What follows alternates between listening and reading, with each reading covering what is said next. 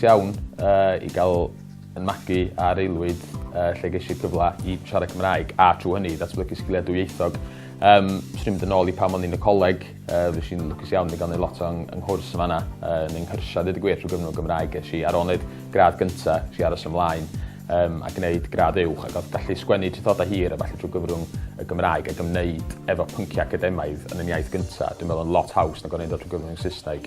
Ar ôl gadael y coleg wedyn, mae lot fawr o'r swyddi dwi wedi gael wedi ymwneud yn benodol hefo'r Gymraeg a felly'n amlwg gan gofyn am sgiliau gyfrwng Gymraeg. Mae'r swydd wedi rwan efo'r Bwrdd Iechyd yn Swyddog Iaith Cymraeg yn hyrwyddo sgiliau o fewn neu hyrwyddo defnydd y Gymraeg o fewn y Bwrdd Iechyd.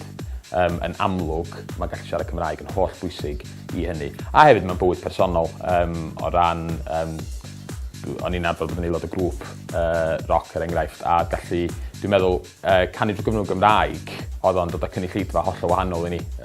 Cynulleidfa reit arbennig yma yng Nghymru sy'n ni ddim yn gael yn rhywle arall. Felly, a bod yn rhan o'r sîn gymdeithasol gyfrwng Cymraeg rownd hynny wedi bod yn gret a wedi bod yn...